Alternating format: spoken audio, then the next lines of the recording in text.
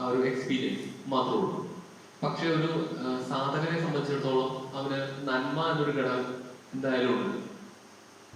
തിരുത്തിക്കോട്ടെ, ഇടയ്ക്ക് തിരുത്തിക്കോട്ടെ. ബുദ്ധനെ നന്മ തിന്മയെ സംബന്ധിക്കുന്ന അതിര് കടന്ന ചിന്തകൾ ഇല്ല.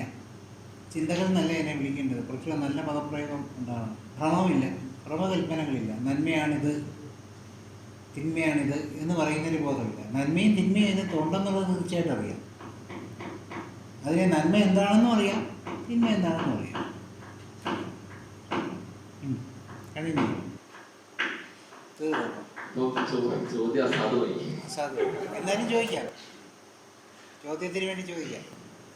അപ്പോൾ ഈ നന്മയാണ് പലപ്പോഴും നമ്മൾ പ്രൊമോട്ട് ചെയ്യുന്നത്. അതായത് ഒരു സാധകനെ സംബന്ധിച്ചിടത്തോളം അവൻ നന്മയുടെ ആ പാതയിലൂടെ പോകണം,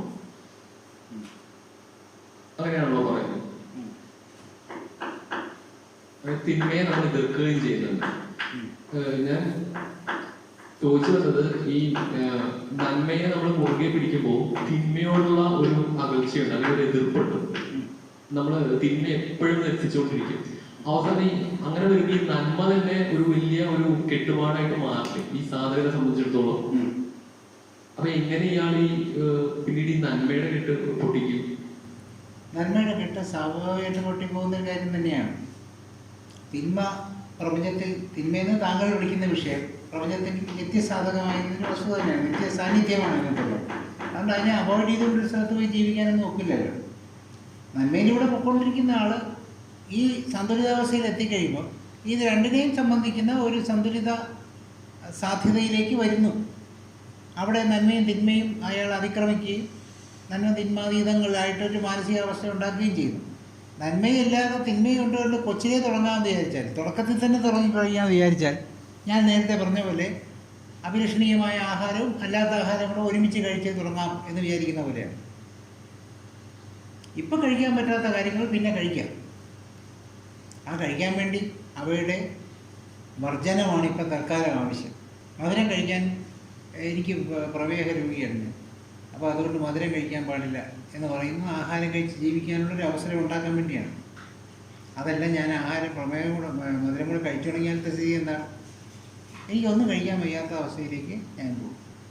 ഞാൻ അങ്ങനെ അവഗണന ഉണ്ടാക്കാൻ പാടില്ല, മധുരത്തോട് വെറുപ്പുണ്ടാക്കാൻ പാടില്ല. അത് അധാർമികമാണ്. മധുരം പ്രകൃതിയുടെ ഭാഗമാണ്. പ്രകൃതിയുടെ ഭാഗമായ മധുരത്തെ ഞാനെങ്ങനെ നിഷേധിക്കും? അങ്ങനെ പറഞ്ഞാൽ ശരിയാവില്ല. എത്രയും ബുദ്ധനായിരിക്കും ഞാൻ മധുരം കഴിക്കാമെന്നൊക്കെ വിചാരിച്ചുകൊണ്ട് ഞാൻ മധുരം എടുത്ത് കഴിച്ചു തുടങ്ങിക്കഴിഞ്ഞാൽ അവസാനം 4 കാലും ആശുപത്രിയിൽ കെട്ടിത്തൂക്കിയിട്ട് കിടക്കേണ്ട അവസരം ഉണ്ടാവുകയും കുത്തിവയ്പ്പിൽ കൂടെ മാത്രം ആഹാരം കഴിക്കുകയും ചെയ്യേണ്ട അവസരം ഉണ്ടാകും. ഒരാൾക്ക് രുചിയായിട്ട് കഞ്ഞിയും പേരും കൂടെ കുടിക്കാൻ പറ്റില്ല. അതുകൊണ്ട് പരിമിതം വർജനങ്ങളിൽ കൂടി നമ്മൾ നേടിയെടുക്കുന്നത് മറ്റൊരു സാധ്യതയാണ്. അത്രയേ ഉള്ളൂ. അല്ലാതെ ആ തിന്മകൾക്കെതിരെ നമുക്കൊരു അവർഷനം ഉണ്ടാവുകയും നന്മകൾ നമുക്ക് ഭാരമായി വരികയും അതൊന്നും ചെയ്യില്ല. അതൊക്കെ നമുക്ക് തോന്നലുകളാണ്. നന്മയിൽ കൂടെ മാത്രം പോയിട്ടുണ്ടെങ്കിലല്ലേ നന്മയുടെ കാര്യം ഭാരമാവോ ഇല്ലയെന്ന് അറിയാൻ പറ്റുള്ളൂ. നന്മ മാത്രമല്ല, തിന്മയും കൂടെ കുഴച്ചടിച്ചുകൊണ്ടിരിക്കുന്ന ഒരാൾക്ക് എങ്ങനെ അങ്ങനെ ഭാരമായിട്ട് തോന്നാൻ പറ്റും? എവിടെ നിന്നാണത് തോന്നുന്നത്? അപ്പം നമുക്ക് നന്മ സ്വീകരിക്കാൻ കുറച്ച് താല്പര്യക്കുറവുണ്ട്. അതുകൊണ്ട് നമ്മൾ എന്ത് ചെയ്യുന്നു? പതുക്കെ ഇതൊരു ഭാരമായേക്കുമോ